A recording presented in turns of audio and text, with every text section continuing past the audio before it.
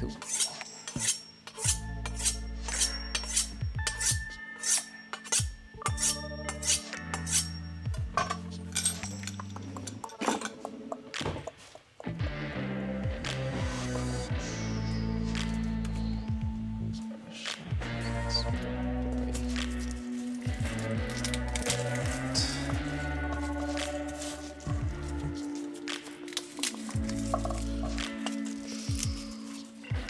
Cool.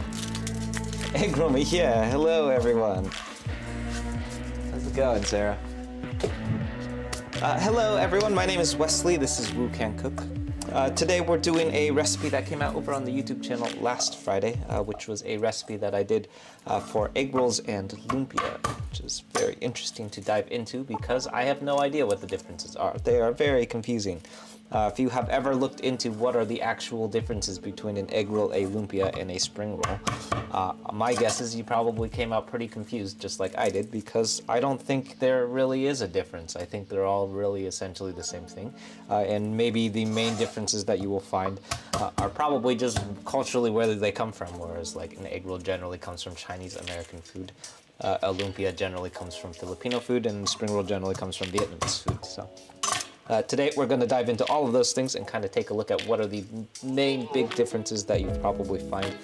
Mostly that's going to come up in the use of wrappers, which we'll be using. So today we'll be using some wonton wrappers for our egg rolls and some egg roll / lumpia / pastry wrappers for our lumpias. I guess you call them lumpias, but they're actually going to look a little bit more like egg rolls. So it's all very confusing. We're gonna talk about all of this shortly. So if you have any questions for me, feel free and drop your questions in the chat, and I'll do my best to answer them. I will, at the very least, will tell you everything that I learned in my research about egg rolls and lumpia and spring rolls. And as always, if you're looking for the recipes for the things that we're doing, everything that we cook on stream, it always lives over on the YouTube channel as a recipe. I don't think I've done a stream that wasn't a recipe in a pretty long time, probably not 4 or 5 months, except for maybe the Thursday streams where we cook random stuff from my refrigerator. So if you're looking for that stuff, if you want to try and cook the things that I'm cooking, definitely hop over to the YouTube channel and check out some of those recipes. In addition to all of the recipes, that's also where all of the live stream information will live. So if you're trying to figure out what I'm going to be cooking next, that's a good place to go because there's a whole schedule of it. So there's I think it goes out about almost 3.5 weeks now. It's pretty far out in advance nowadays.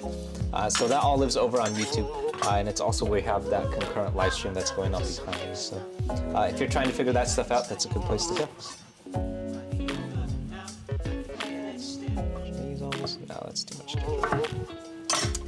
So, kicking things off, I'm starting off by crushing and mincing. That was 4 cloves of garlic, and next up, this is about a tablespoon or about 1 inch's worth of ginger.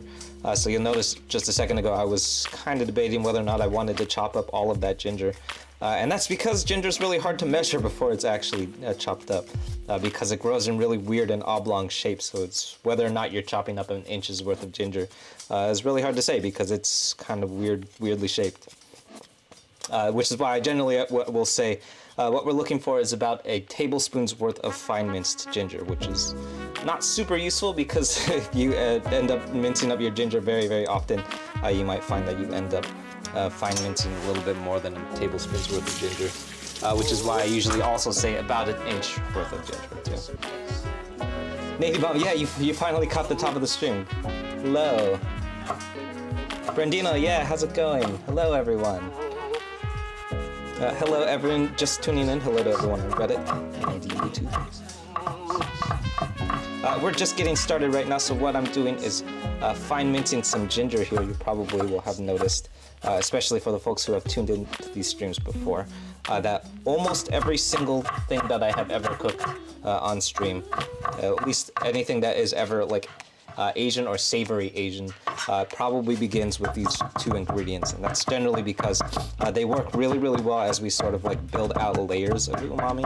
So it's not necessarily that we're trying to get the flavor of garlic and ginger everywhere, but it's just sort of like as we sort of like build that layered quality of umami and like depth of flavor, the aromatic elements of garlic and ginger, they often will start or work out very well if we throw them into the wok very, very first. So very, very often, if you've ever caught the top of the stream like Nate just did for the first time, you'll probably see this is the first two things that I'll do.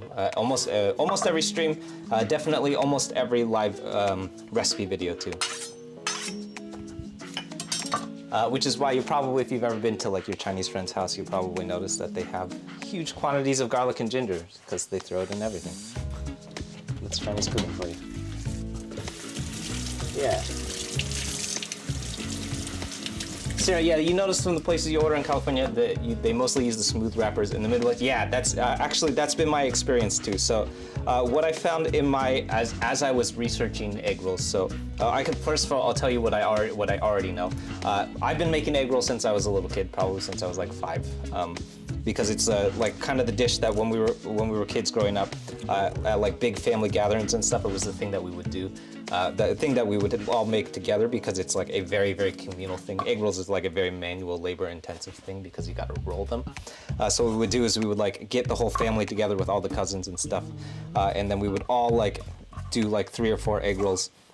And it goes a lot faster because you have all of that manpower.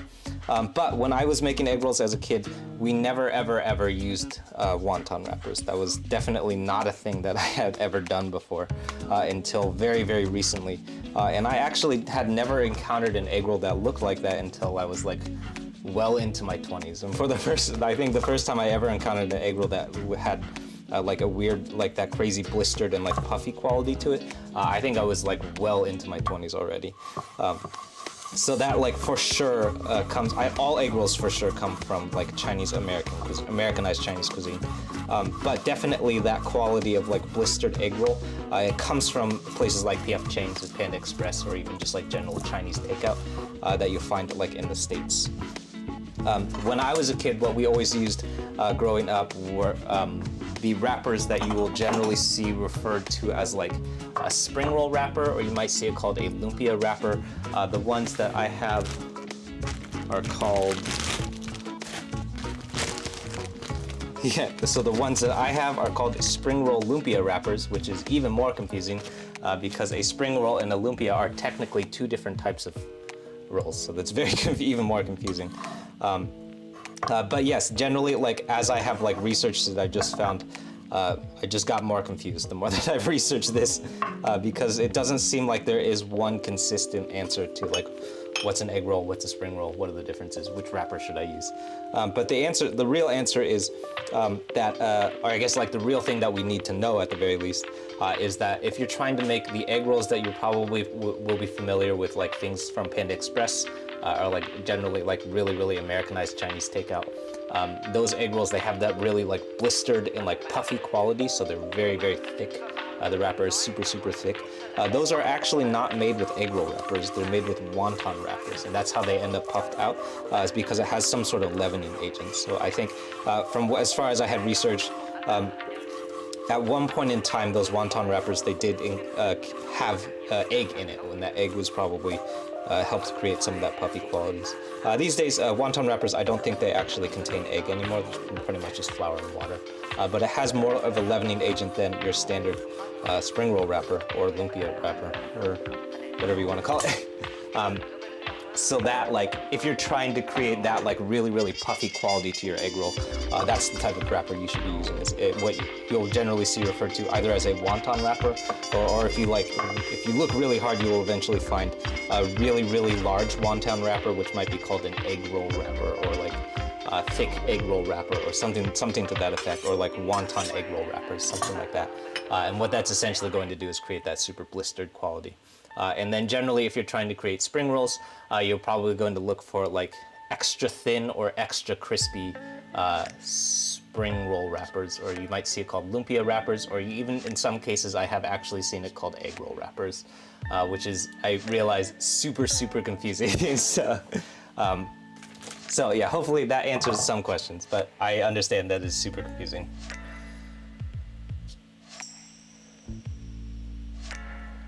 Yeah.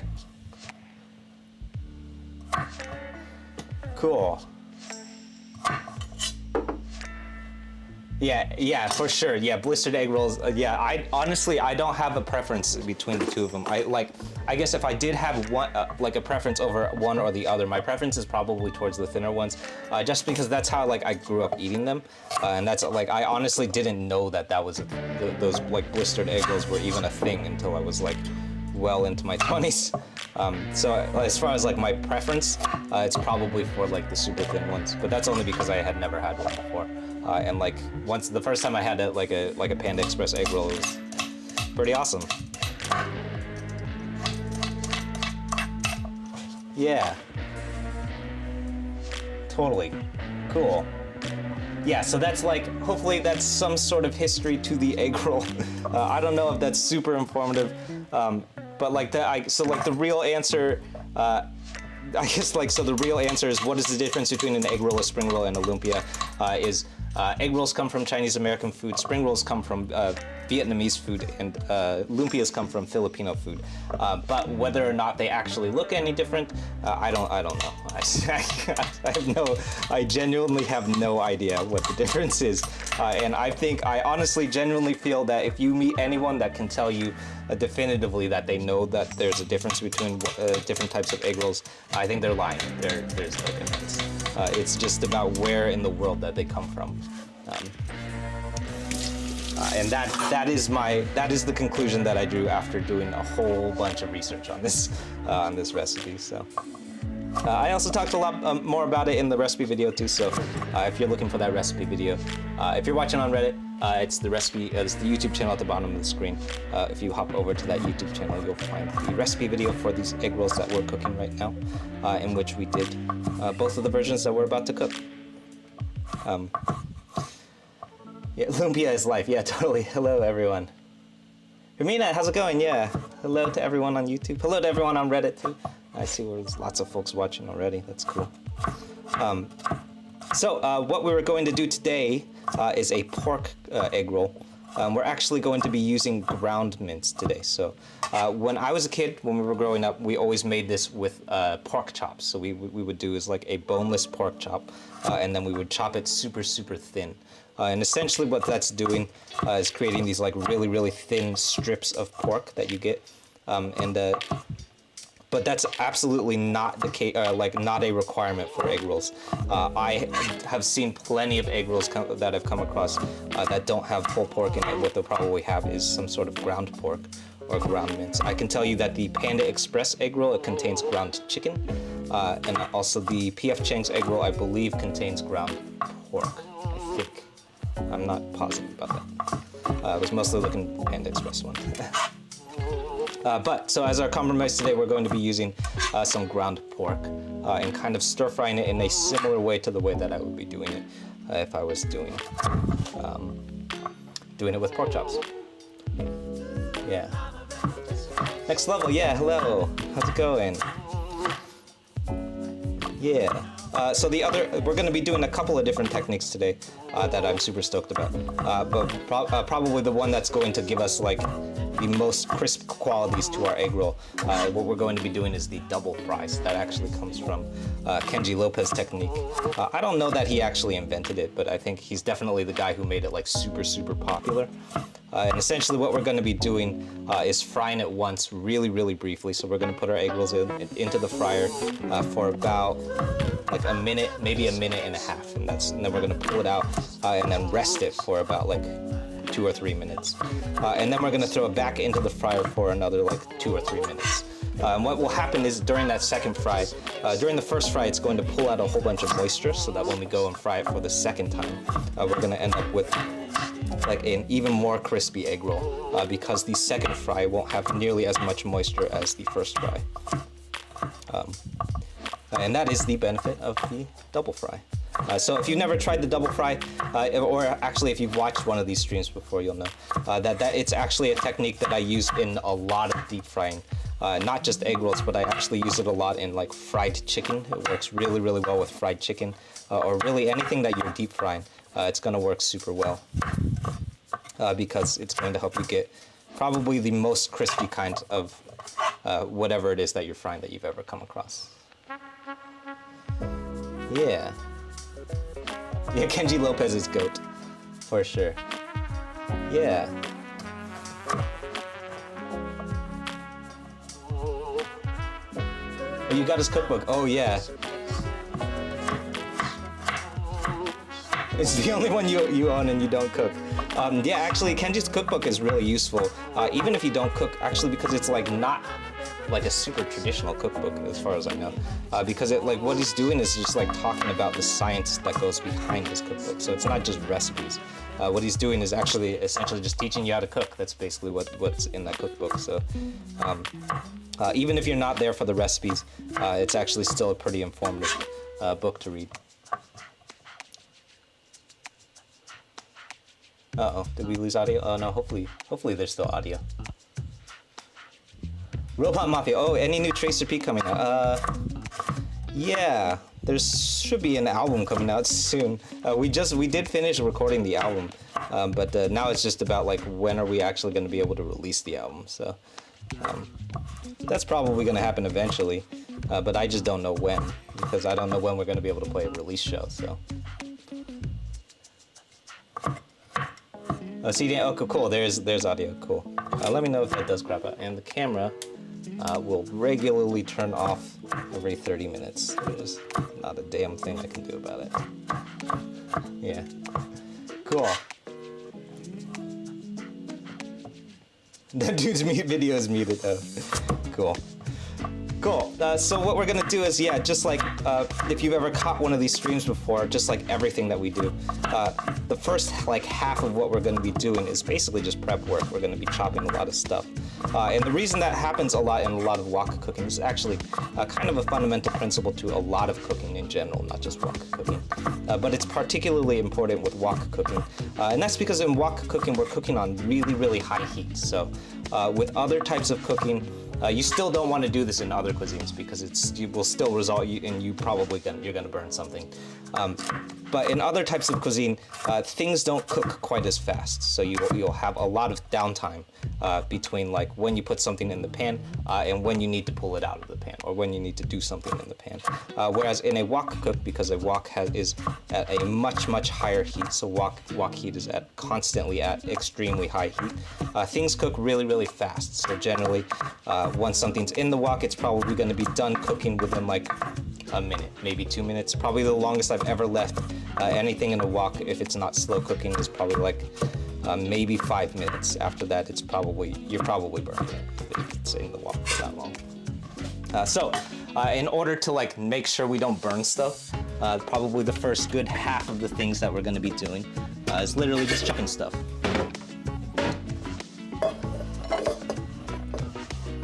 So that's our carrots. We just did a fine julienne on these carrots. And then we're gonna set these aside. What you're gonna find, so what we're doing right now is essentially just prepping a whole bunch of veggies because they're veg. Our pork, we're gonna be making some pork egg rolls and lumpia, but there's also a whole bunch of vegetables that go in it, and that's sort of like, the way I think of it is like filler vegetables. So we just finished julienning some carrots. Next up, this is going to be about a quarter head of, this is actually Taiwanese cabbage.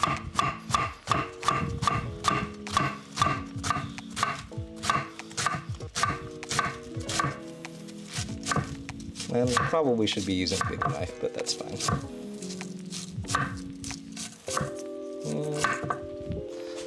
That's our cabbage. So just like any other leafy green, especially like lettuce, but also cabbage, cabbage is mostly filled with water, so this looks like a lot of cabbage, but actually it's going to reduce to probably almost a quarter of this size by the time it's finished cooking. So it looks like it's a lot, but we're actually going to end up with way less cabbage than you'll find we're looking at right now.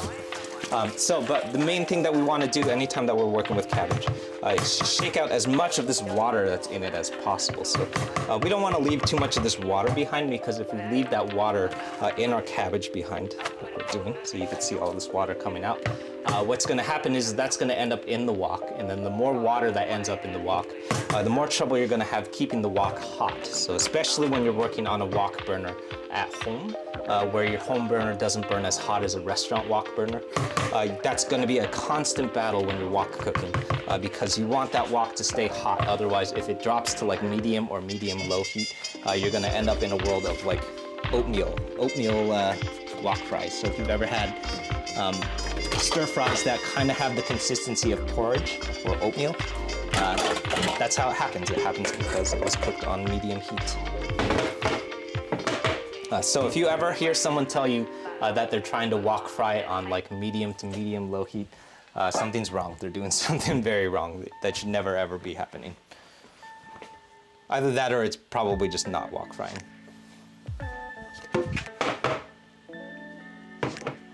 Ooh, yeah.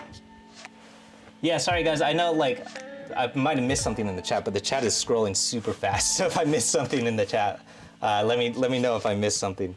But it is definitely scrolling at like warp speed right now because there's so many people watching. So yeah, if I missed something, feel free and repeat yourself. Either that or the YouTube chat is actually much slower, so I can see everything that's happening in the YouTube chat at least. Yeah, for sure. Cool.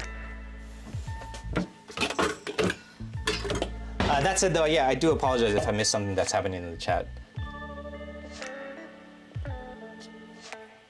Oh, Turtle, yeah, you got to take the top off of the burner. I actually saw, actually I think I saw Kenji Lopez was posting about that, but I had read about that before too. So for those who are not familiar, what Turtle Pomelo is referring to is what some people have been talking about doing is you can take the cap off of your burner, which looks like this. So we can go over to our stove. Here's our stove, so here's my burner. This is just the grill. And what this is this is your cap. This is the cap that spreads the flame. So as you turn your stove,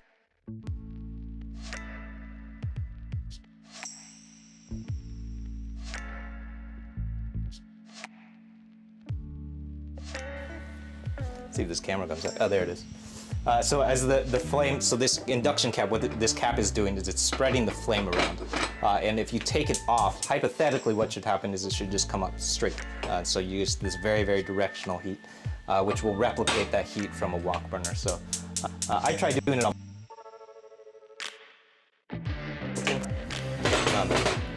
So I actually don't know how to do that. Or I don't know, at least I don't know how to work around that safety, so that's just me though.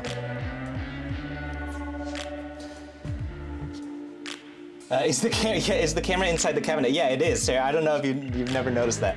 But yeah, the camera is inside the cabinet, so you could kind of see it. There you go. Yeah, you can kind of see the edge of the cabinet there. Yeah, cool.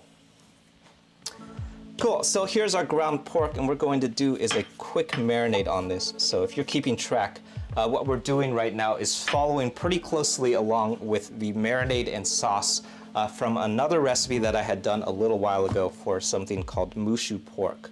And mushu pork, the reason that we're following pretty closely to mushu pork is because a mushu pork wrap is essentially an egg roll that's not deep fried. So if you've ever paid attention to what you're eating when you order mushu pork, which is like a pretty common thing, I think it comes up a lot in Chinese American food.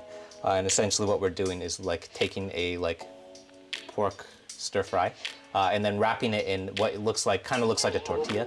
But what it is that you're wrapping it in is a raw egg roll wrapper. And that when you wrap it up and then you kind of eat it like it's a burrito. So what that is just a raw egg roll. That's what you're eating. So what we're doing right now is kind of just borrowing the exact same recipe that's coming from the recipe that we did for mushu pork a couple months ago, I think. So that's 4 tablespoons of soy sauce, half a teaspoon, excuse me, of white pepper, followed by 2 tablespoons of rice vinegar.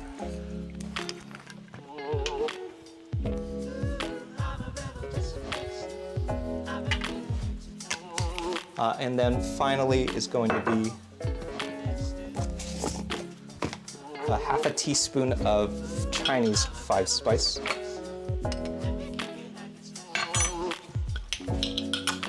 followed by another half a teaspoon of cornstarch. So most of those make sense. Those are mostly just aromatic elements that we're adding to just sort of give the pork a little bit of depth of flavor. The one that's kind of like a little bit odd is the cornstarch. So the reason that we're adding cornstarch to meat, and you will see that I add cornstarch to meat a lot, is because the cornstarch will slow down the cooking process of the pork. So as we throw this pork into the wok, what's going to happen without that cornstarch, if we threw it into the wok, it would be the exterior of the pork would probably be done cooking in like a matter of like 2 minutes, maybe even less than, probably like in like 30 to 45 seconds, which is way too fast. So the interior of the pork would definitely not be done cooking by that time. So we have to slow down that exterior cook in order to make sure that the pork cooks all the way through. This is even more important for things like chicken breast or chicken thigh because you're not dealing with a mince, so we won't be able to break it apart. So we add a little bit of cornstarch, and what that's going to do is it just slows down the cooking process even by a little bit. So it's going to slow it down by maybe 40 to 50 seconds, and that's just going to help us cook through everything in their entirety. Yeah. Any Szechuan peppercorns? Not today. So we're not working with any Szechuan peppercorns because we're not going for like a super spicy egg roll. We're mostly going for like sweet and savory. But yeah, I do throw Szechuan peppercorn in a lot of stuff.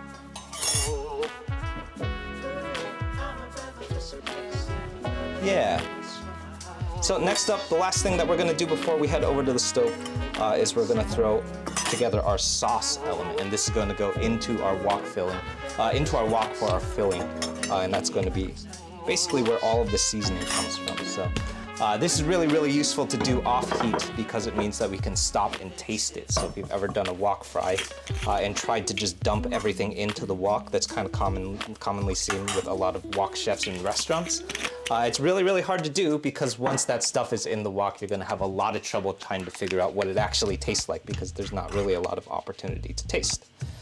So what I love doing, and this is probably something that you will see me do in almost every recipe now, is assembling all of these things off heat. So what we're doing is that's 4 tablespoons of soy sauce, 2 tablespoons of sesame oil, a tablespoon of Chinese Chinese wine, or dry cooking sherry if you can find that, followed by a tablespoon of rice vinegar, and then this is 2 tablespoons of doubanjiang, and then the last thing we're gonna do is round everything out with a tablespoon of oyster sauce. And then most importantly, the last thing that we're going to do after assembling all of these things is taste it. What does it taste like? Does it need something? Adjust. You will very often see me adding salt to my sauces, and that's mostly because I'm working with low sodium soy sauce, which doesn't have very much salt in it. So I love working with low sodium soy sauce specifically for that reason, because it helps us make sure that we're not over seasoning. So we're gonna give it a mix and then taste. And it definitely needs a little bit of salt.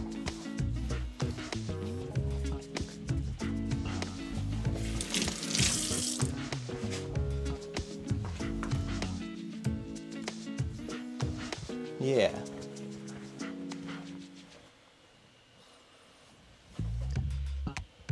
White pepper is just concentrated black pepper, more or less, yeah. Actually, the reason that I love white pepper, it's not so much about the qualities about it, but it's actually more about the texture about it. When I work with fresh ground pepper, I used to use fresh ground pepper a lot, but what I often would find is that it doesn't really penetrate the meat very well. If you use fresh or really finely ground white pepper, it goes through that marinade a lot better. So I generally only use it in marinades because it works really well in kind of distributing throughout the meat really well. Whereas if you were to use black or coarse ground pepper or something, it doesn't quite do the same thing.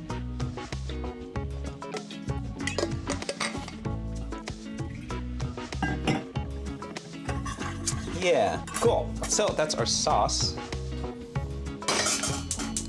Get wok going. So over on the stove, I have my wok. We're gonna heat that up and we're gonna start cooking. As with any time that we're wok cooking, we want that thing to be ripping hot. So don't throw anything into that wok until it's been on heat for at least a minute. Generally, it'll be probably ready to cook on around like 30 to 45 seconds. But I like to let it go for a little bit past that just to make sure that thing is like crazy hot. You don't ever want to be cooking on a wok that's underheated because you're gonna end up with the worst possible situation in a wok cook, which is mushy stir fry. So that's the worst thing that we want to do. So at all points in time, you want to make sure that wok is very hot. Yeah.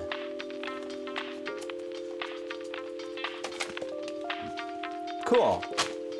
While that's heating up, I'll introduce myself. My name is Wesley. This is Wu Can Cook. If this is your first time catching one of these streams, we're here every Monday, Tuesday, and Thursday at 6:30 PST with new recipes out every Friday. So today we're doing an egg roll and lumpia recipe that came out on the YouTube channel last Friday. So if you're looking for those recipes, they always live over on the YouTube channel. So if you're watching on Reddit, that's the YouTube channel at the bottom of the screen, which is where all of the recipes live. So if you're trying to cook the things that I'm cooking, that's a fun place to be. We have a couple of series that are going on right now. This one comes from a larger series that we've been doing where we've been reproducing a lot of food from Chinese American cuisine. So this one comes from a Panda Express egg roll. Does it? I can't forget. That series reproduces a lot of foods from places like Panda Express and PF Chang's.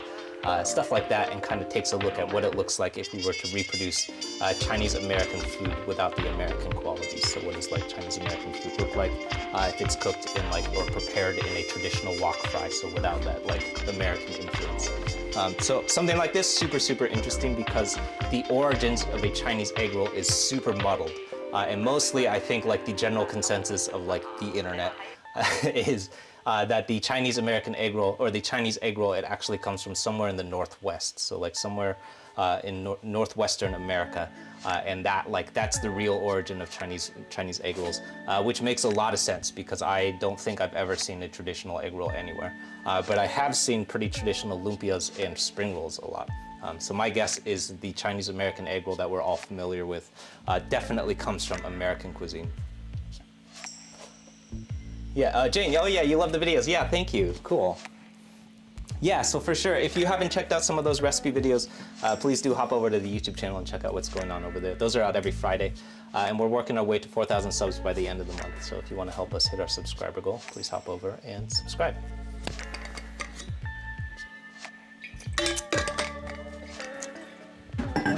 Yeah, why do I want to make Panda? Yeah, I love cooking Panda Express hacks because Panda Express, to me, I have not eaten a lot of Panda Express, but to me, what it looks like is like what you get from Panda Express is like the pinnacle of like what Americanized Chinese food looks like. Sometimes like the things that you eat at Panda Express are not even Chinese. They're just straight up like American fried chicken, which is super interesting if you were to sort of like deconstruct some of those things. So we did a Beijing beef on the channel at one point, which is not anything. That's just the straight up invention of Panda Express. And I did like an authentic Chinese version of Beijing beef, which was really interesting because I basically just invented something new because that's not a thing. There's no such thing as Beijing beef in Chinese food. So yeah, that's why I love doing a lot of those Panda Express recipes. Yeah, oh yeah, good question. Yeah, so there's not enough BTUs on a regular home burner. So yeah, so that's the thing I was about to talk about is what we're about to do is a whole bunch of batch cooking. So batch cooking in this particular recipe especially is really important because we're going to be throwing in so many different ingredients. So you're going to see me adding ingredients and then pulling them out. So what we're going to do is we're going to add our pork first, and then we're going to cook that and then remove it, and then we're going to cook our veggies and then we're going to remove that, and then we're finally going to add everything back to the wok and toss all of that to combine, and that's going to make sure that everything that we cook is cooked on high heat. So the reason that we're going to have to keep pulling stuff out is because, as someone just mentioned, is that our wok is not going to be nearly as hot as it would be if it was in a restaurant. So we're starting off with our ginger, followed by our garlic. Finally, the whites of our green onions, just the whites.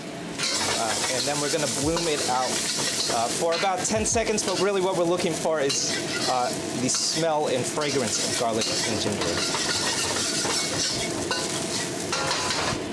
So I always say use your nose. Usually for me it's about 10 seconds, but use your nose at that point. And then finally I'm adding, this is my ground pork going into the wok.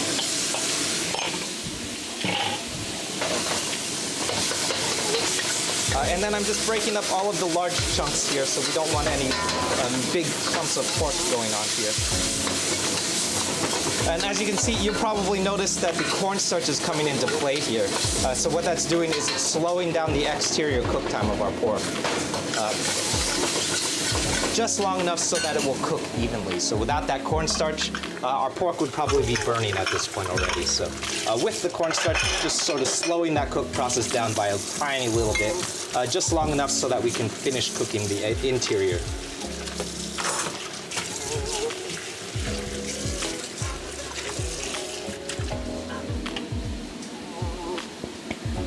Yeah.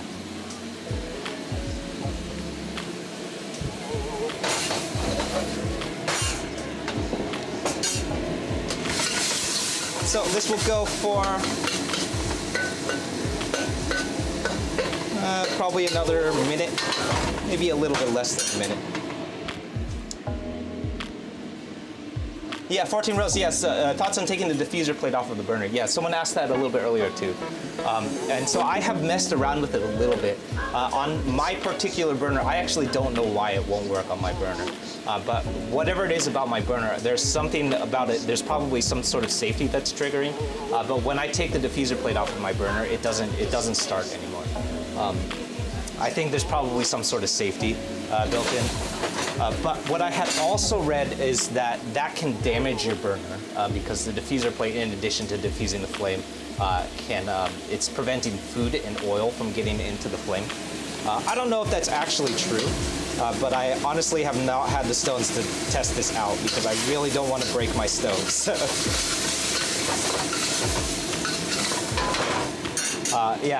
So I don't know. I actually have not been able to test it out because I can't even get it to work on my stove. But yeah, a couple minutes ago we actually tried it on the stove and I showed folks, but it just straight up doesn't start for me. And I would guess that it's probably true for a lot of people, is that when you take that diffuser plate off, it stops the burner from starting. At least that's what's happening for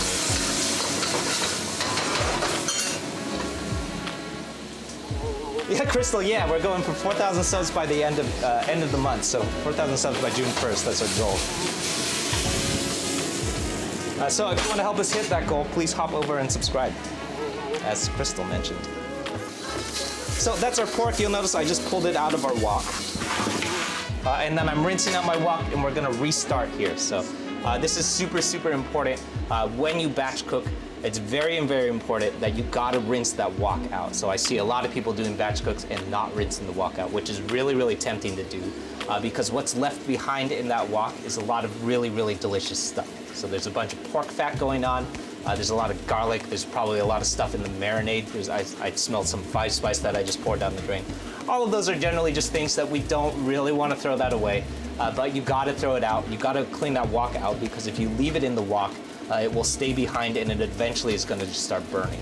And if you've ever tried batch cooking and it had like black flakes come up in your wok fry, that's happening because your wok is burning. There's stuff stuck behind on the wok from the batch cook that's just not coming off. So really, really important when you batch cook. One of the big trade-offs with batch cooking is you've got to rinse it off in between batches.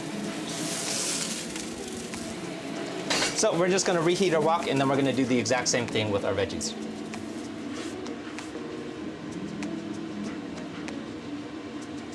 Oh yeah, Crispos, yeah, you miss seeing the videos. Yeah, totally. Yeah, definitely. If you haven't checked out the videos, I guess I should be linking the recipe. Yeah, if you haven't caught the videos, so this is what we're cooking today is a recipe for the egg rolls. Egg roll recipe that came out on the YouTube channel that was last Friday, so a couple of days ago. So if you haven't seen that recipe, it's a really fun one. Yeah, and it's up on the YouTube channel, yeah, so if you're watching on Reddit, it's the YouTube channel at the bottom of the screen, and the one that I just linked. I should link it over here too, actually.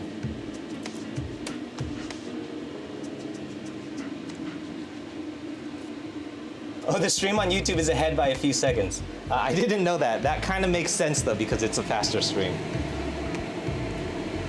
All right, so I'm adding another couple of tablespoons. I don't think that was quite 4 tablespoons. Yeah, maybe it was. To our wok. And then we're gonna do the exact same thing with our veggies here. So that's my cabbage and my carrots going in. And the reason that we're batch cooking right now is because we want to make sure that our cabbage and carrots are able to cook on very, very high heat, the same way that our pork was cooked. And that's going to give us that like crisp quality to our veggies that you'll probably associate with wok fries.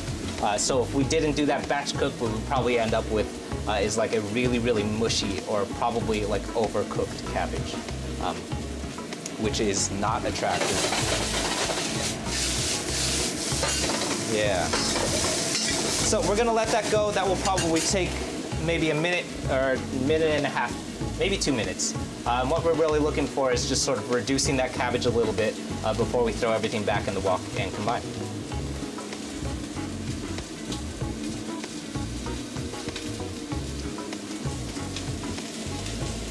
Oh, you have a glass top stove. Will the wok work in the same way as a glass stove?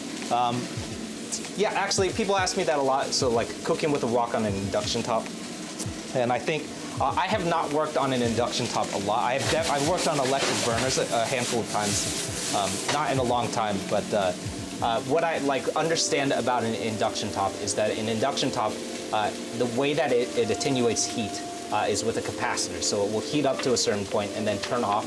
And then turn back on when it cools down to a certain point. So with most frying pans, that's generally okay if your heat turns off for like 2 or 3 seconds. With a wok, that's a big, big problem because you can't have any gaps in that heat. Otherwise, you're going to have a lot of like heat loss in your wok. So with a wok, that's the reason why wok burners are burning at constant high heat all the time. Is because you have to have that high heat for the entire duration of time. So. I would say like my best bet is if you're trying to cook in a wok on an induction range or even an electric range, is a cast iron wok. It's probably my best bet for like how to work around that because the cast iron is going to have a lot of heat retention and it will just keep really, really hot for a really, really long time. And if your wok is made out of cast iron and it never loses heat because it's made out of cast iron, I don't think you'll have any problems cooking. It won't matter what kind of fire you're on because you're cooking in cast iron. That would be my best bet. I've never actually tried this. I have cooked on a cast iron wok quite a bit, and it made a lot of sense when I was cooking on the cast iron, but I have never actually cooked in a wok on an induction top, so.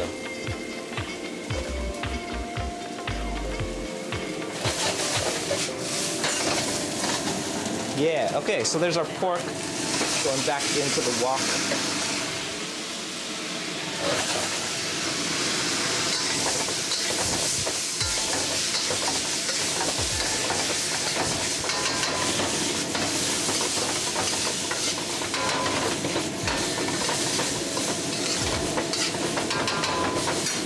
And then the last thing that we're gonna do is add our sauce here. So really what we're trying to do is regulate the amount of moisture that's going on in our filling here. So we wanna make sure, we wanna be very careful, especially because we just added the pork fat back, that we don't build up too much moisture here.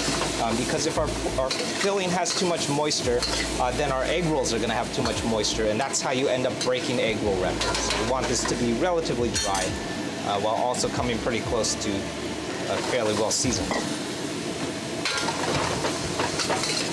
All right, so I'm adding my sauce mixture here a little bit at a time. I'm not just gonna dump everything in. So this is a big mistake that I see lots of folks doing in a lot of the recipes that I put out. Is we don't wanna just dump that sauce in. So don't just go and like toss the whole thing in. But usually what I like to do is throw it in maybe like 3 or 4 tablespoons at a time. And kind of take a look. What does it look like? How is the color looking? You can stop and taste it at this point because everything's cooked through. For me, because I've done most of these recipes so many times now, I'm mostly just looking at color and consistency. But definitely don't go and just dump that whole thing in. Otherwise, you could very, very easily over-season.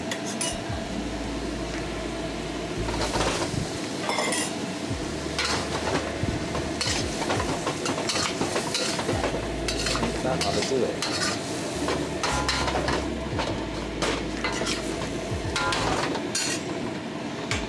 So that's our filling.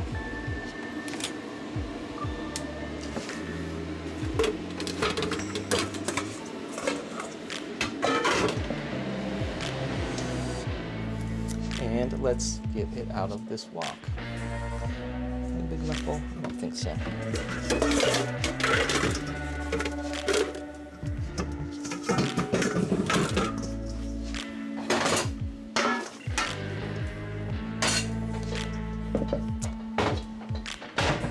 All right, and the very last thing, anytime that we're cooking in a wok, is clean all of that stuff out of your wok before you move on.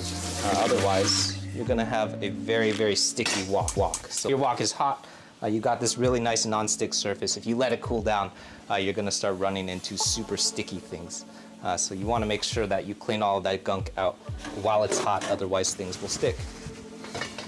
In our case today, we actually need to use it for another purpose, so what we're gonna do is just wipe down some of this extra moisture that's kind of hanging on. And then set up, this is our wok ring. And the main purpose of a wok ring is to just keep it from rolling around. I find it's really, really useful whenever I deep fry because I like to be super, super careful when I deep fry because I really, really, really don't want to spill deep fryer oil all over the place. Because that would be genuinely terrible and scary.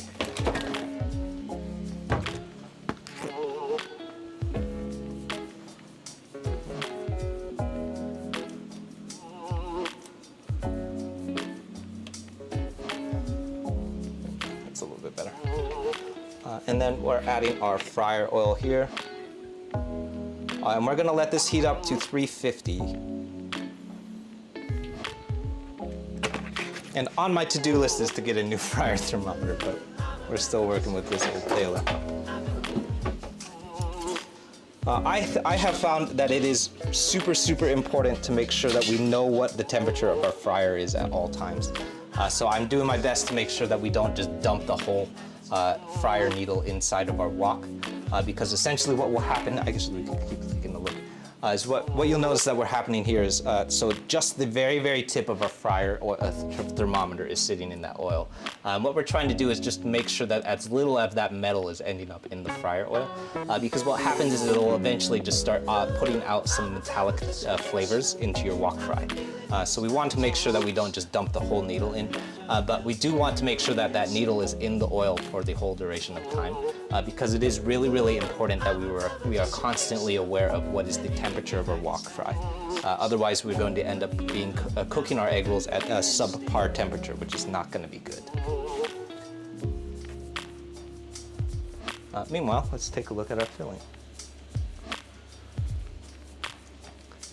So here's our finished filling. The last thing I'm adding here is the greens of my green onions. Those are completely raw, so that's just a fully raw egg roll, greens of our green onions. And then we're just gonna toss. And at this point, so if you were trying to eat mushu pork, you could literally just put this into a wrapper and that's mushu pork. That's what mushu pork is. What we're gonna do though instead is make some egg rolls. So.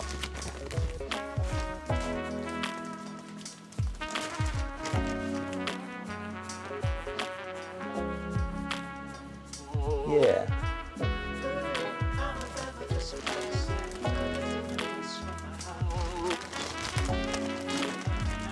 Could you air fry egg rolls? Yeah, I have messed around with it a little bit. Not a whole lot. Actually, I specifically messed around with air frying lumpia, which a buddy of mine was doing. And it works okay, but it depends on how fast you eat it, which sounds crazy, but air frying is also kind of crazy. But in my experience, when I work with air frying, it gets really, really crispy coming out of the fryer, which is really nice. But then probably within like 30 minutes, it turns like really, really mushy. And it kind of just looks like you boiled it a little bit, which is super gross. But if you eat it immediately, which I have done, just like air fry something and then literally eat it right out of the fryer, it's basically fried. That's essentially what it is. And it works. But it's got to be immediate though. If you don't eat it immediately, it's gonna fall apart. Oops. So I'm starting off, these would be technically our lumpia or spring roll wrappers here. And I forgot to do this. But this is gonna be a single egg for an egg wash. Crystal, yeah, I guess we are popping on Reddit. Yeah, thank you. Nate, do I like cooking with a cast iron? Yeah, that's probably like the second most used thing in my kitchen is my cast iron skillet. And I loved having a cast iron wok. And then I don't know, somebody threw it away. I don't think it was me, but at one point I ended up throwing it away. I think it was because it had some rust damage, and I didn't realize that you can repair rust damage on cast iron. And I'm super bummed that I threw it away. But that's life. Yeah. But yeah, if you've ever tried cooking on a cast iron wok, it is dope. Cast iron woks are amazing. They will stay hot forever. Like, it will literally stay hot for a full 30 minutes after you finish cooking, which is crazy because it's like straight up 35 pounds of cast iron. So that thing is gonna stay hot for a super long time. But it is also, don't forget, 35 pounds of cast iron, so you gotta do your arm days. Cool, so I'm gonna start off by doing a couple of egg rolls here. Technically these would be lumpias. So the main thing that we wanna pay attention to here is that these wrappers are very, very thin. So this is like razor thin. I saw somebody mention that it's not looks like it's a tissue. It kinda looks like it's Kleenex. And that's because it is crazy thin. Lumpia wrappers are stupid thin.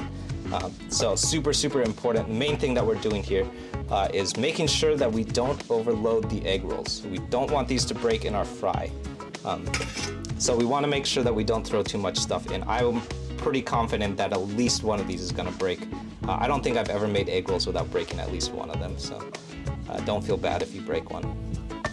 But what we're doing is we're folding it in on 3 sides, and then we're brushing down the last edge here, and then wrapping it closed, like so. And then most importantly, once it's closed, is that you have this bottom edge. It's facing down right now. When you lay this egg roll down on the side here, we want this bottom side facing down. Make sure it's pointed down. If it's pointed up, it's probably gonna pop back open again. So when you're resting the egg roll, make sure that edge is pointing down. I know everything about egg rolls. I know a lot about egg rolls. Yeah, it is definitely, for sure, I can't say this for every recipe that I've ever done, but it is definitely one of the dishes that I have been making since I've probably been making egg rolls for like longer than I've been walking, probably. Because it's just like a dish that my family has always done at like big holiday parties. So I think I probably started making egg rolls when I was like 3 or 4. That and dumplings. Yeah. So I'm using, that's about 3, yeah, it kind of looks like a fatty. I'm using about 3 tablespoons of filling here for our big ones. And then we're once again, brushing down the edges here. And then rolling things closed. And then we have, one more time, we have our final edge here, the side that's sticking out. We're gonna roll it down and leave it at the bottom. So when we lay it down, we have all 3 of these have the bottom edge, it's facing downward. And that's gonna keep this egg roll from popping back open again.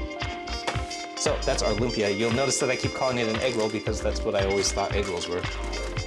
But technically now we're gonna move on to our egg rolls, which is very confusing.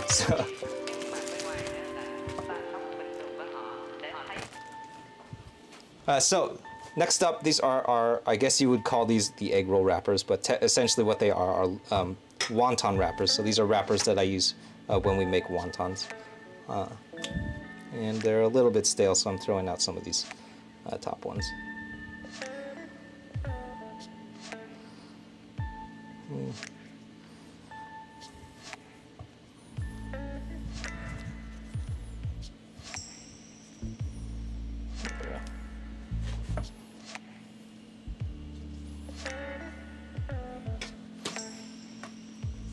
Yeah.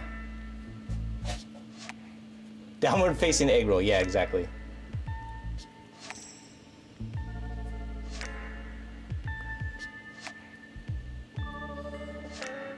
Ooh. These wonton wrappers do not want to separate today. There we go. Yeah. Oh, do I have any recommendations for a good cast iron wok? Yeah, so it depends how much money you want to spend. I don't know where you could get a cheap cast iron wok, and that's actually something I've been trying to figure out myself. I know that I've used the Lodge cast iron wok, and it's really good, but it is also like stupid expensive. It's more expensive than a cast iron wok should be, because it's just a piece of cast iron. It's not. There's nothing fancy about the Lodge cast iron, and I think it costs like $150 or something, which is like. That's too much money to spend on the cast iron wok. It shouldn't be that expensive. I would say is that as long as it's made out of a good type of cast iron, like as long as it's got good construction, it's gonna be okay. So my cast iron skillet is made by Food Network. It's like a Rachel Ray cast iron skillet, and it works great. I love it. It's just got a really great seasoning to it because I've been working on it for a super long time. Yeah, and as long as you've got like a good quality of cast iron, make sure that it's not like a piece of junk.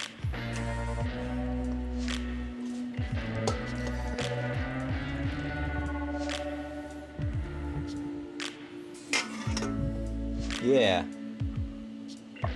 Great. Yeah, these wrappers are not super hot. These wonton wrappers are not looking great. They're on their last legs for sure. And I think they have a little bit of freezer burn. Yeah, I don't know how these egg rolls are going to turn out. But I do want to show folks at the very least what it looks like when it comes out of the fryer. But essentially, yeah, so for those paying attention, what's going on is that these wrappers are not separating properly. And I think that's just because they've been in the freezer for a super long time.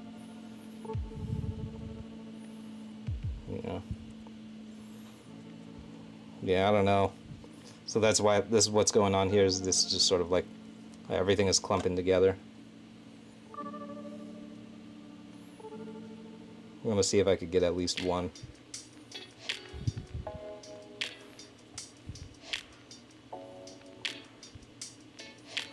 Yeah.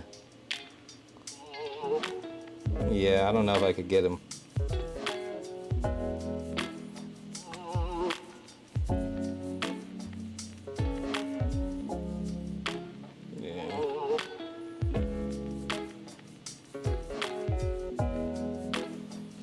Yeah, I don't know.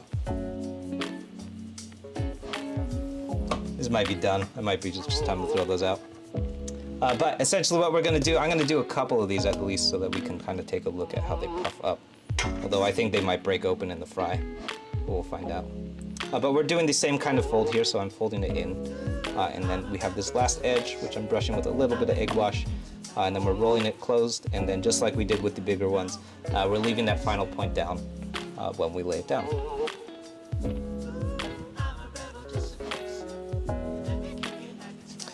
Meanwhile, let's go back to our big egg rolls,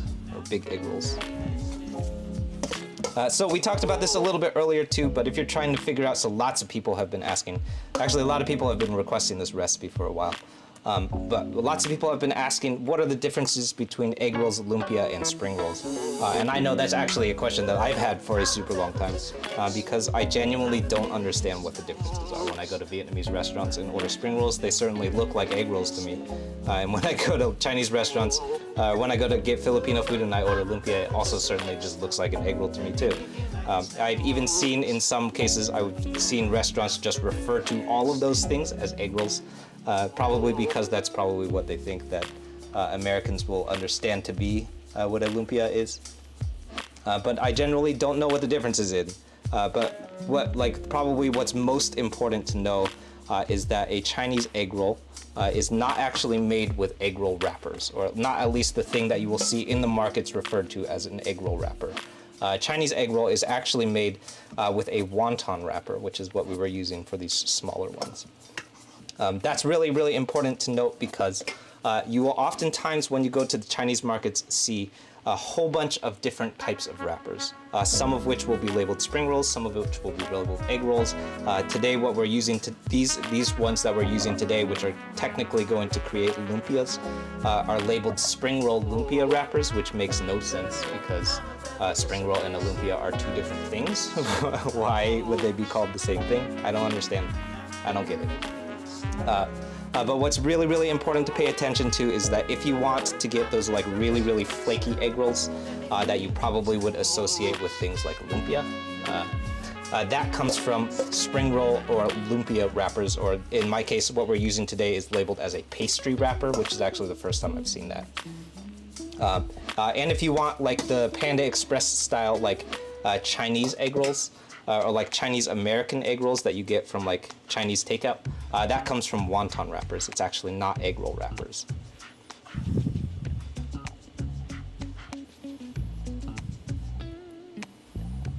Yeah. Oh yeah, check the temperature. That's a good point. We're a little bit overheated. Thank you for reminding me. Commercial firm, yeah, thank you for reminding me. We are a little bit overheated.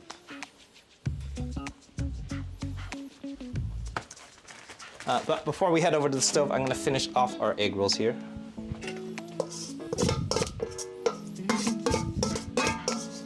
One more time, this is about 3 tablespoons of filling going into each of these bigger wrappers.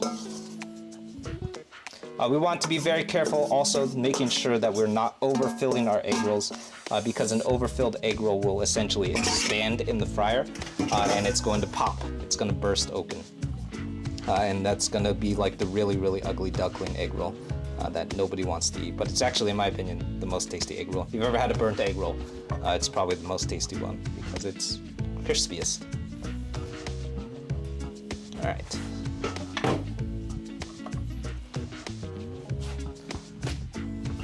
Yeah.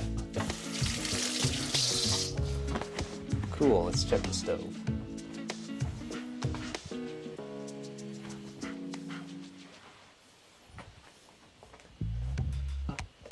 Oh yeah, what's the recipe? Totally. Let me link it one more time. I know lots of people are just joining. If you're looking for it, here's the recipe.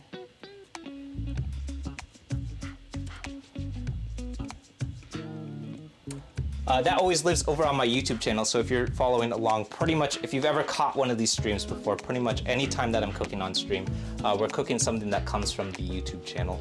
So this is actually a recipe that came up on the YouTube channel last Friday, so a couple of days ago.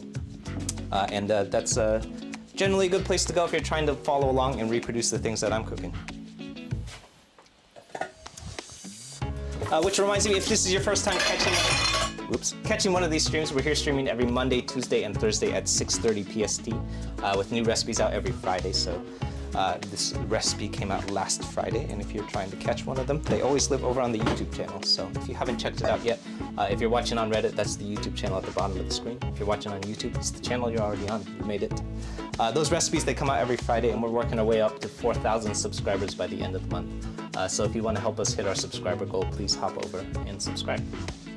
It's a fun channel. All right, so I'm letting my fryer oil cool down a little bit. I wasn't paying attention. Someone pointed it out for me, but it hit I think it hit like close to like 450 or something. That was a little bit too hot. But we're back up to 350 here, and then we're going to very carefully add our first batch of egg rolls to our wok fry.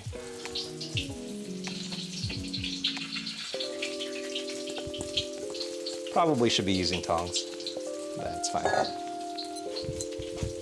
And then what we're going to do is we're going to give that first batch about a minute in the fryer. So we're going to give it a very, very brief fry here. And that's going to just be long enough to pull out some moisture from the fry. And that's going to give us the opportunity in the second fry to get a super, super crispy fried egg roll. Super Sarah, yeah, did I already do a fried rice video? We've done many fried rices, so there's actually a new fried rice video that's coming up in 2 weeks. I just finished editing it today, so it's probably gonna come out I think in 2 weeks. But yeah, there's lots of fried rice videos over on there. There's what we do. One of the first ones I did was a cast iron skillet fried rice. We did a kimchi fried rice, that was really good. And then there's a Hawaiian spam fried rice, that's really good. And then coming up in two or 3 weeks, I forget, is going to be like a really like traditional Chinese sausage fried rice. So we're going to use lapchang and corn and peas, and that's going to be probably one of my favorite ones actually, because it's what I call it a leftover breakfast fried rice. because it's the type of fried rice that my dad would make whenever we had like leftover scrambled egg and sausages from fried rice.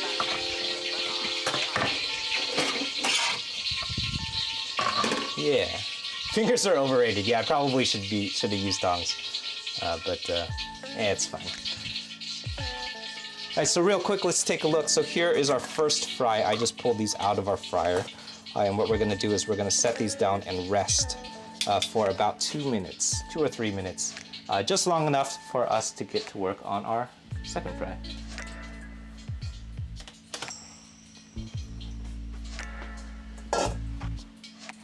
So we're gonna do the exact same thing with our second batch of egg rolls. Some of these feel a little bit too full. I feel like one of those is gonna pop. We'll find out.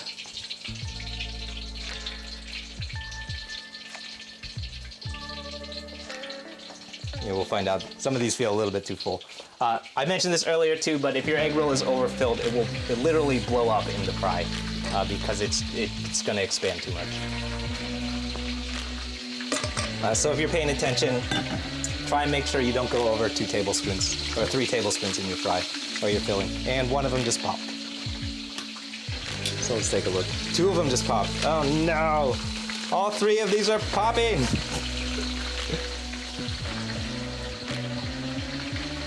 All right, so if you're paying attention, this is what you don't want to happen in your egg rolls.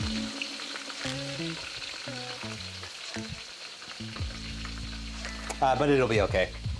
We got 3 for the plating, at least.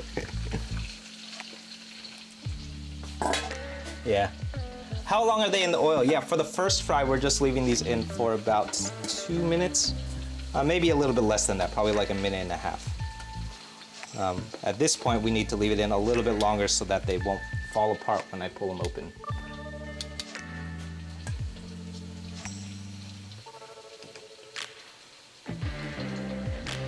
Yeah. Yeah, cool. Chris, yeah, why don't you cover everything in the egg wash? Yeah, I had thought about doing that, and I had definitely seen a couple of recipes recommending doing that. It's just not something that we always ever did when I was a kid, and I don't think that you need to, because I think that the lumpia wrapper is already going to get quite a bit of browning. Generally, when you see people adding egg wash, what they're trying to do is create a little bit of extra browning and like creating like a golden quality to it. But I actually don't think that you need to, because the lumpia wrappers are already going to do that browning for you. All right, so real quick, we could take a look at what you don't want to do. This is what happens when you overfill your egg rolls, like I just did with all 3 of these. So this is what happens is when they're overfilled. Basically what happens is the lumpia wrapper just, it gives up because it's got too much stuff going on.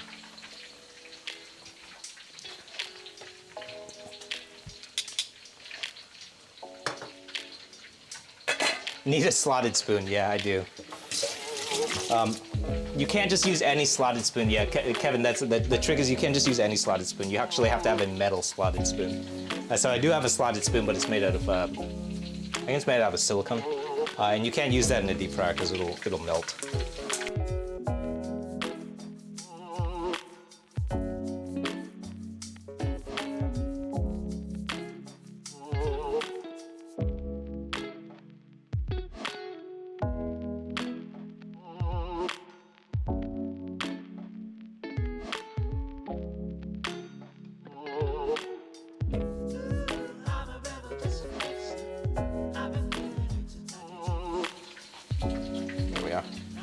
So real quick, what we're gonna do in our fryer, if you do blow up an egg roll like we just did, so you want to remove all of this stuff. So all of that filling that gets left behind. Don't just keep going, pull all of that stuff out, because what will happen is if you leave that behind, it will eventually burn, and then it's going to stick to your egg rolls as you continue to fry. So when you fry, make sure that you pull all that stuff out, otherwise you're gonna have junk stuck in your egg roll. I'm also noticing that our fryer is running a little bit low in temperature, so I'm going to let that reheat before we move over to our second fry.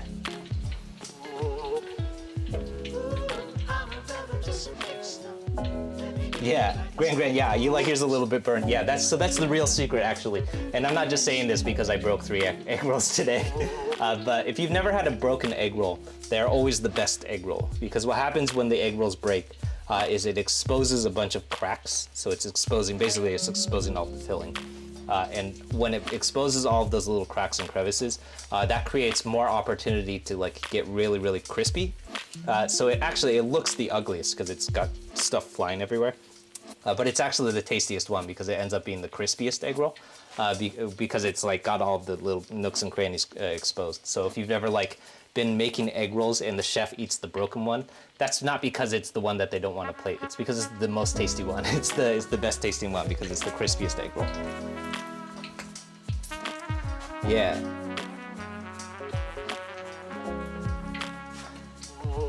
Cool. So back over on the stove, I'm reheating my fryer oil, and then we're gonna finish up with our tiny egg rolls.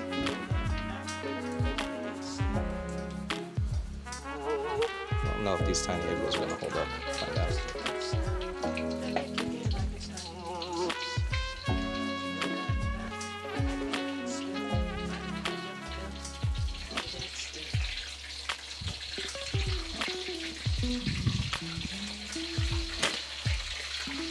Oh, I think that one broke again. We broke a lot of egg rolls today. Okay, but yeah, thank you. I am kind of bummed that so many egg rolls are popping. Stop it. It's fine. Yeah. The perfect filling size you found is about 2 Twizzler widths of filling. That's a very interesting way of measuring 2 Twizzler widths, but that actually kind of makes sense. That kind of adds up. Although I don't know, like, what is a Twizzler width? I guess that would be like half a foot, less than that. Very interesting. That's definitely like some family recipe stuff going on. Is the filling too wet? No, it's not. It's not because it's too wet. It's because there's too much filling. So the 3 that didn't break were actually the last 3 that we did because there was less filling in them. So that happens when you're not paying attention. That's what happens.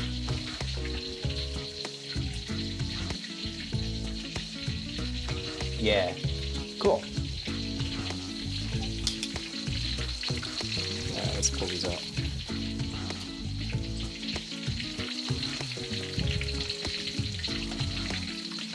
One of them survived.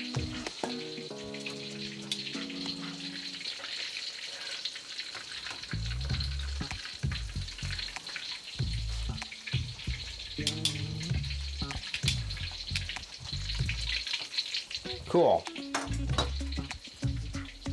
Popped or not? Yeah, thank you. Yeah. All right, so I'm gonna let that fryer oil reheat one more time. It's getting a little bit low. I think we're at like 300 right now, so that's a little bit too low for my tastes. We're gonna let that reheat, and then we're gonna fry up our final batch. So what we're doing right now, you'll notice that I'm pulling these egg rolls out way too early, so we could take a look at our finished egg roll. Let's look at the pretty ones. So here's our finished egg rolls. So this is our first batch that we're gonna throw back in.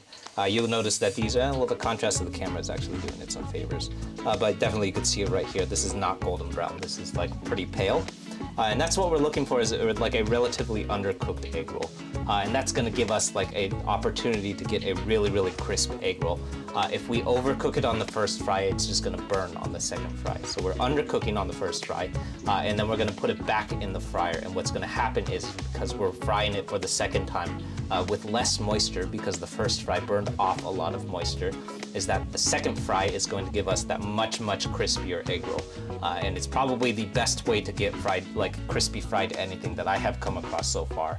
I've messed around with a lot of different types of frying, and this is probably the best approach so far to get like really, really crispy egg rolls, or really, really crispy anything. So I do it with fried chicken, I do it with egg rolls, I've done it with tempura batter, pretty much I've done it with shallots.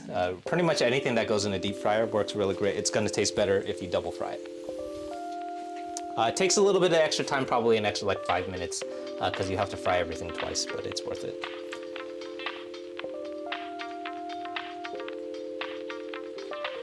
The strange thing, that's not a strange thing to celebrate at all. Yeah, getting your second COVID shot is a very, very big thing to celebrate. I for sure celebrated getting my second COVID shot. Yeah, drunks inside. Yeah, that's what we're going to do. So we're going to double fry it. You don't have to double fry it, so you can absolutely just go with one fry, and it will still taste good. But in my experience, it usually results in like a little bit more sog, and you kind of get like a little bit more limpiness to your egg roll than if you were to double fry it. So. Yeah, fragrant watercress. Yeah, you're not the only one. That's what I was mentioning earlier, is that every time the egg roll pops, what's happening is that all of the extra things that are coming out of it are developing a crispier quality to it than everything else. That's why I say the broken egg rolls are always the tastiest, because they're the crispiest. In the same fashion as the things that are coming out into the wok, into the oil, that are just like kind of cooking up, that's just going to be, essentially what that is just deep fried pork. So of course it's going to be really good. Like, who wouldn't want to eat that? Yeah. Cool. So here's our second batch going in. So this is our second fry on these. And let's hope these ones don't break.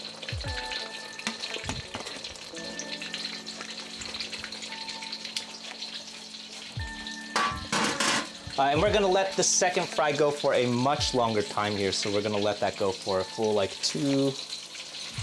call it 2.5 minutes. Oh no, one of them's breaking. I don't know why so many of these are breaking. I think I just overfilled them. It happens.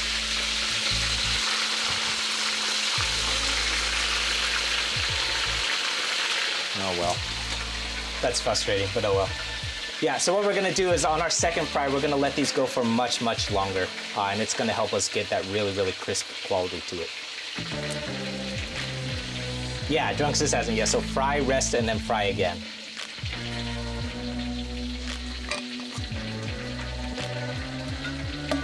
Yeah, you can't stop eating about the crunchy bits. Yeah, so here, take a look. Here's the stuff that I fished out. Oops, this is camera's off. Here's the stuff that I fished out of the fryer.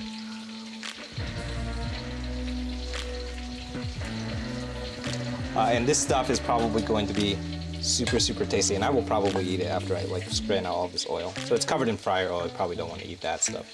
But all of this is going to be really tasty because this is just fried pork. So who wouldn't want to eat that?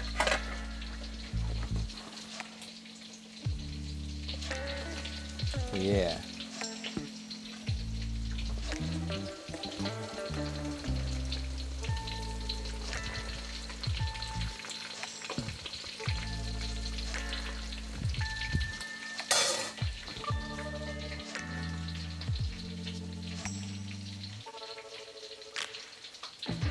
Yeah, it still looks good, yeah.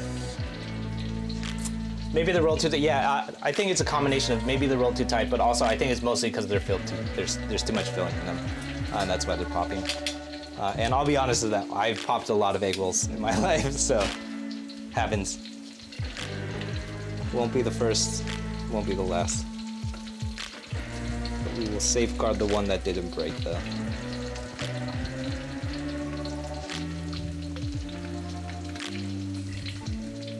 Cool. Stuff happens, yeah. Yeah, no, I'm definitely gonna eat them. They're still super tasty. Chris, how do you think it would taste if you ate tortilla wraps of the same size? Yeah, it would probably taste like a, what am I thinking of? There's a Mexican dish that is that. It's basically a deep fried taco. I forget what I'm thinking of. But yeah, it would probably be just essentially that. It would probably be really good. There are many different variations. They're holding more together than your life. Yeah, same. My life. Alright, I'm gonna keep fishing this out so we don't end up with too much junk in here.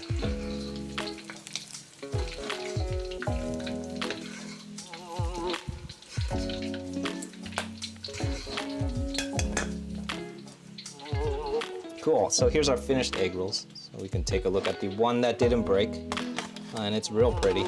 Here's our one egg roll that didn't break. Yeah, chimichangas, is that what I'm thinking of? I think it's that, what you're describing is a chimichanga.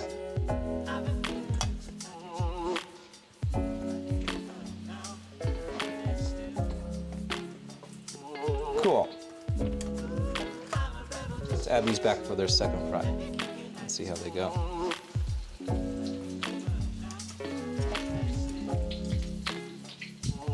Some of these are a little bit skeptical. I feel like they're gonna fall apart.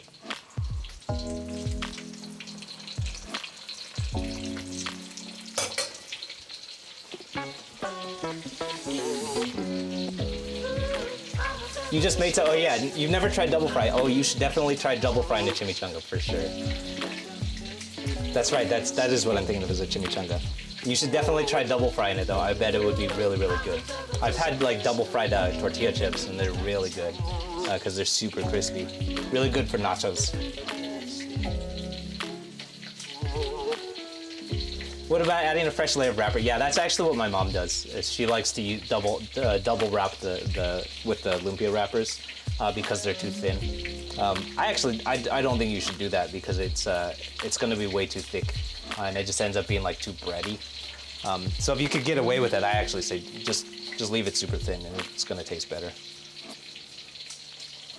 The spring wrappers they're super thin. They're not rice wrappers. Yeah, that's the other thing that's even more confusing because they are technically labeled as spring roll wrappers, which I know is super confusing because a spring roll wrapper is an actual thing that does come from Vietnamese food, and it's mostly referred to as a fresh spring roll wrapper, and it is made from rice paper, which you cannot fry, so you can't try deep frying a spring roll rice wrapper. Someone told me on the internet actually that someone on Reddit told me that you can. And it will get really crispy. I actually don't believe that. I think it's gonna melt because a rice paper wrapper is much thinner than a spring roll wrapper. So you might see it labeled as spring rolls, but it's not actually a spring roll. It's technically a lumpia, unclear.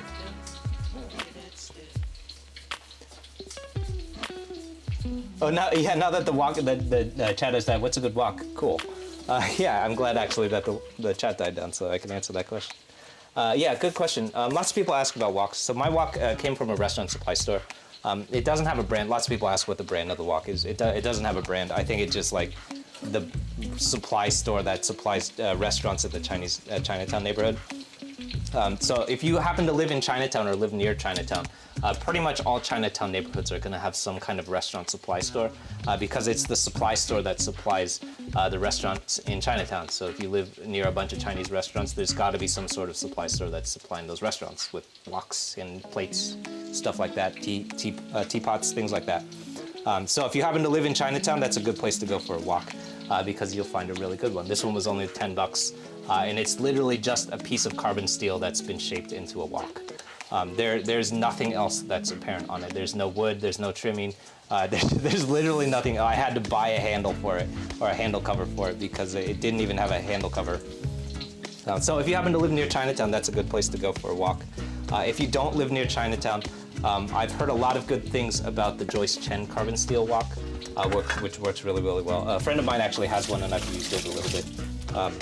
Although I think the reason that his works really well is because he's cooked in it a lot and it's like really, really well seasoned and like broken in. But I have heard that it's a really good wok. So the Joyce Chen carbon steel flat bottom wok. And if you've never used a wok before, I would definitely recommend going with some kind of flat bottom wok because it'll feel most similar to essentially what a frying pan feels like.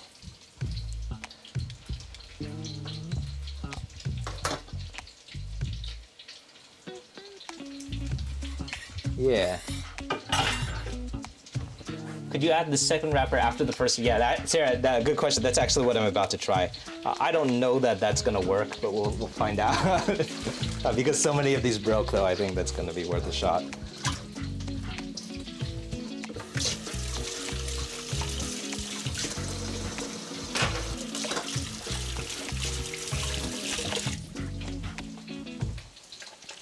First, though, let's clean up cutting board.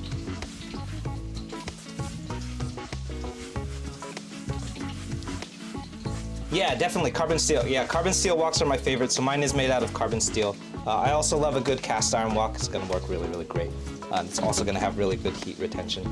I always say the main thing that we want to look out for when we are shopping for a wok is we want to pay attention to non-stick coatings. So you'll see a lot of woks that have a non-stick coating, which is going to have a lot of trouble staying hot because Teflon doesn't have high heat retention. So it will eventually just like cap out at a certain point. And then you're going to have like a really, really underheated wok, which is not good.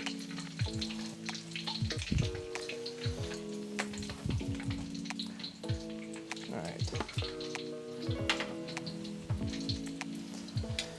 So let's see what happens. So Sarah, since you mentioned, I'm actually going to give this a shot and we'll see what happens. So what we're going to do is I'm going to try and rewrap some of these broken ones. I actually just think it's going to pop again, but we'll see. They're worth a shot.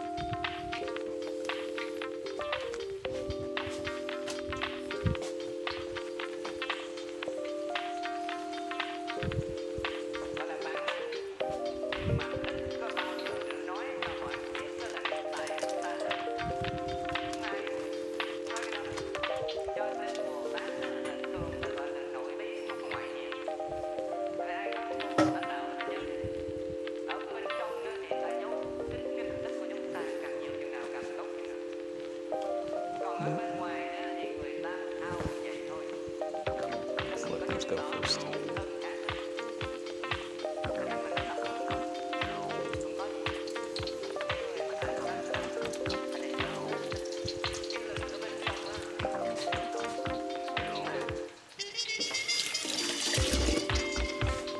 Ooh, Rastalans. Yeah, good question. What's a good quick stir fry sauce? So like my defaults for stir fry sauce have always been like a lot of the pantry staples. So soy sauce for sure, sesame oil for sure, and then I generally follow like the fat, acid, salt, and heat method. So we're looking for. I love using soy sauce and sesame oil. That's salt and fat. I love using either rice vinegar or Shaoxing wine for a bit of acid. And then usually my favorite form of heat, you could get heat from anywhere, from a number of different places. Probably the ones that you're most familiar with are things like sambal olek or doubanjiang, which are like really iconic Asian heat elements. And if you're not, if you want to go a little bit more adventurous, gochujang is another really good one, although it has a little bit more sweetness to it.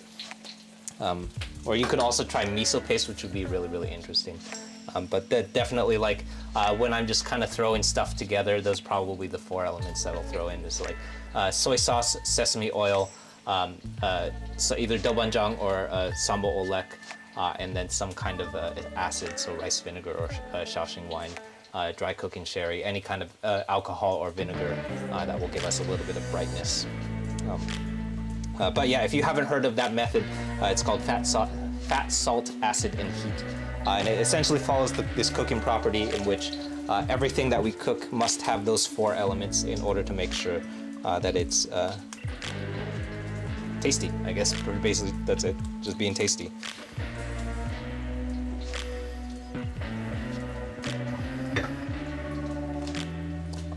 Yeah.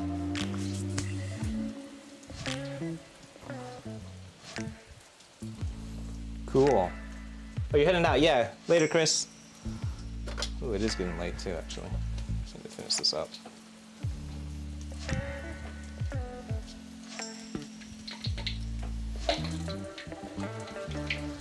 Let's see what happens with these, but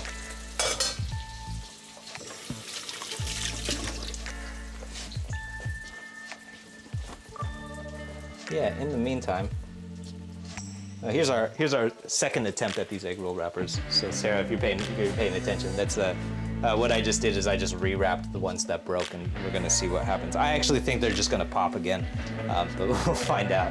I'm gonna let that go for one full fry, since I'm getting tired of frying stuff.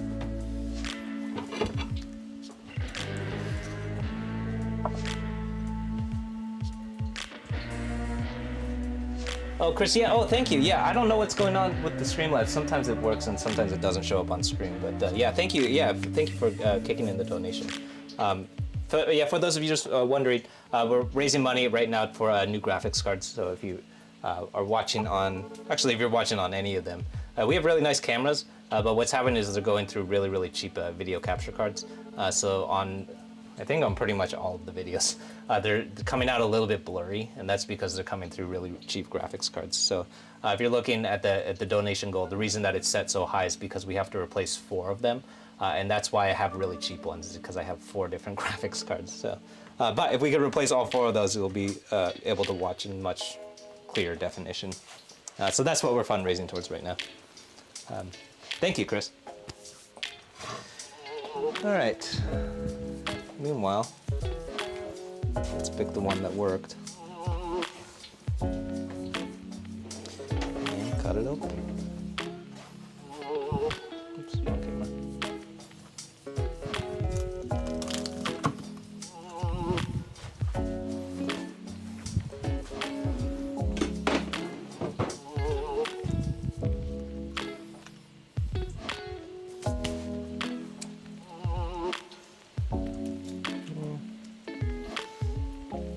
These look okay. There's a little bit burnt.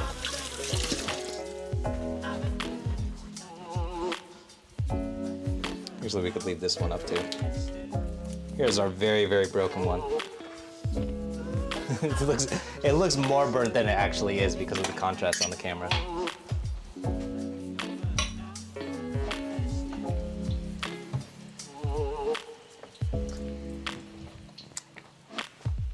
Alright, and last up we're serving this with, this is some sweet chili sauce, which you might like colloquially know as sweet and sour sauce, or hot and sour sauce, something to that end. Yeah. Cool. So here's our finished egg rolls. Delicious monster, yeah, thank you. Yeah. So here's our finished egg rolls. If I was shooting this for a recipe video, this is probably what I would plate, probably on a smaller plate. But these are the ones that didn't break. And if I was not shooting this for a recipe video, this is what I would show people. Actually, I think there's a broken one in the recipe video. And that looks like this. And the real secret behind a broken egg roll is, so you'll notice that, so here's where everything broke open.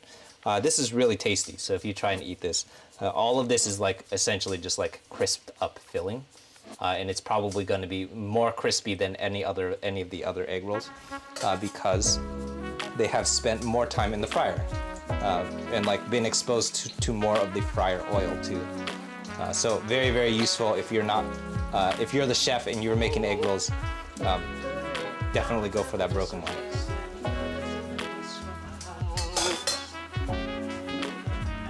So all of this stuff, this is the part that we want to eat.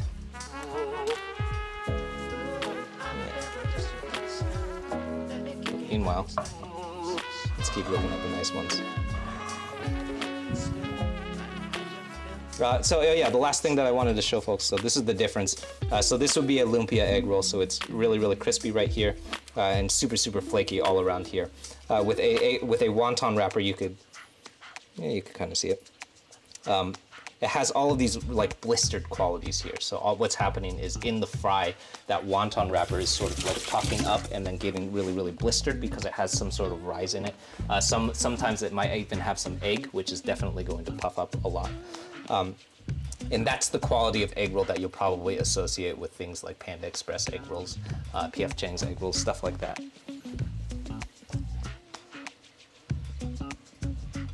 Those designs on the plate are layers of sauce. Yeah, they're plate. It's part of the plate design, but that's actually the reason why I meant to use white plates.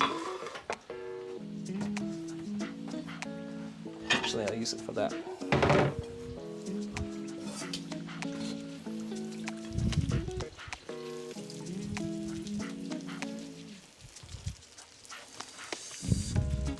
Here's our second fried egg roll. I think it actually turned out okay.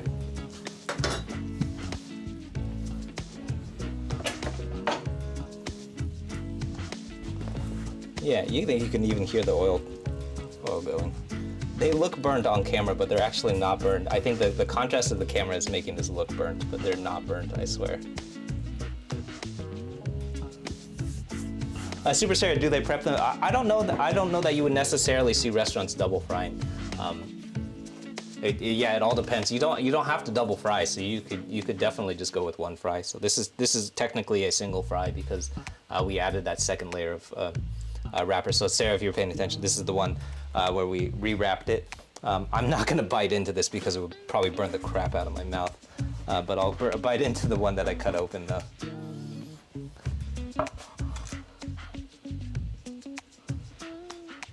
Let's bite this one.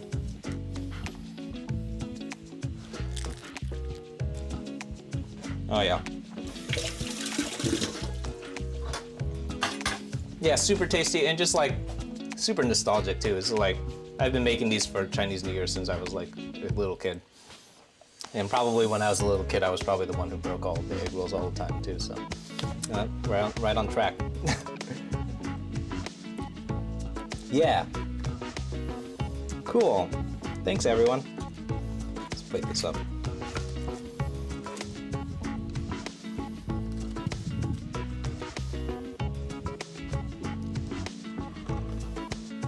You can hear the crunch, yeah, I think you can.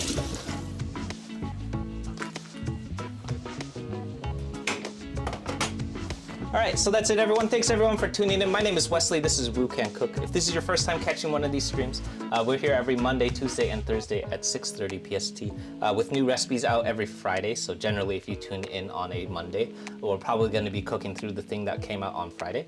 So this is a recipe for an egg roll and a lumpia recipe that we did over on the YouTube channel last Friday. And kind of took a shot at a couple of different approaches to egg rolls and lumpia, which has been a little bit interesting to me because I've actually never made the thing that most people associate with egg rolls, because I've always made egg rolls with lumpia wrappers since I was a little kid, so it's been really interesting kind of figuring that out. So if you haven't checked out the YouTube channel yet, please do hop over to the YouTube channel and check out what's going on over there. We're working our way to 4,000 subscribers by the end of the month, so if you want to help us hit our subscriber goal, please hop over and check that out. What else? We also have new recipes coming out every Friday. So last Friday came out with this egg roll recipe. Friday before that we did pad kimao, or Thai drunken noodles. And next Friday coming up is going to be chicken katsudon. So katsudonburi is going to be like a Japanese chicken cutlet rice bowl that's made with like leftover Japanese fried chicken. Man, katsudonburi is kind of hard to explain. But it's essentially made with leftover fried chicken. So that's coming out this Friday. And yeah, Acrobatic Bike, yeah, thanks. Thanks for tuning in. We'll be back tomorrow, and I forget what we're cooking tomorrow. It is definitely something that's not fried. I want to say we're making pad thai. I might be wrong about that. But yeah, if you're looking for the recipes, those all live over on the YouTube channel. And if you're looking for the schedule of live streams, that also always lives over on the YouTube channel. So if you were watching on YouTube, which a lot of folks already are, they all knew that we would be streaming this a couple of weeks ago because there's a schedule. And you can find out what I'm going to be cooking. You can tune in for the ones that you want to cook or you want to watch. You can also, if you want all of those schedules, have all of the ingredients for the things that I'm going to be cooking. So lots of people like to cook along with me, and we can talk about the mistakes that we made, which I know I made a whole bunch of them. So we could have talked about all of the problems that you had doing this recipe too. So thanks for tuning in. Let me know if you have any more questions. I'll be here doing dishes, and we'll see you tomorrow. All right. Thanks, everyone. See you soon.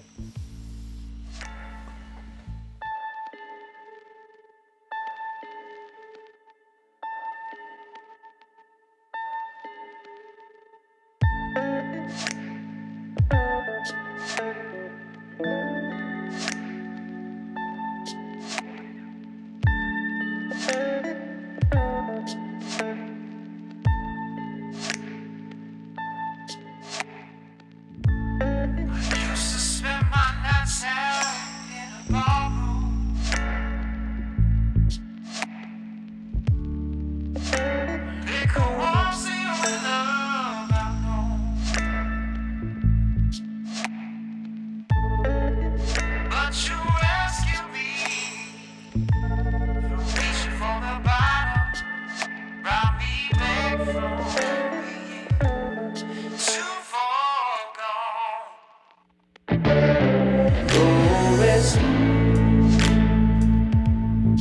Tennessee whiskey.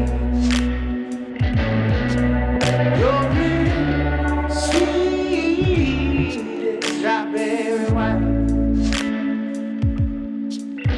Your is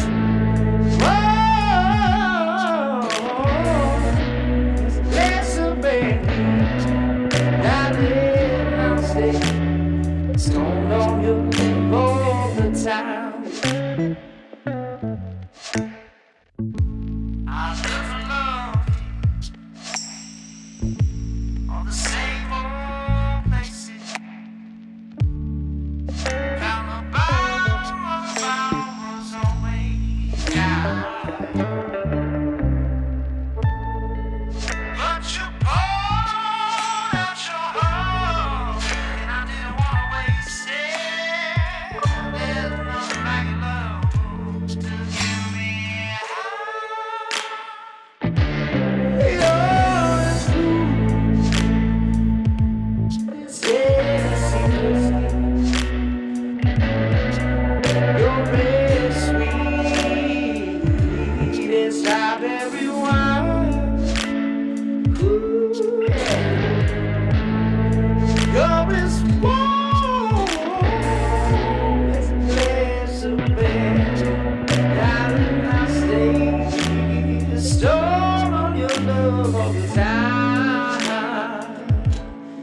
You're as smooth as Tennessee whiskey. You're as sweet as strawberry wine. You're as warm as a glass of brandy. Darling, I'll stay stoned on your love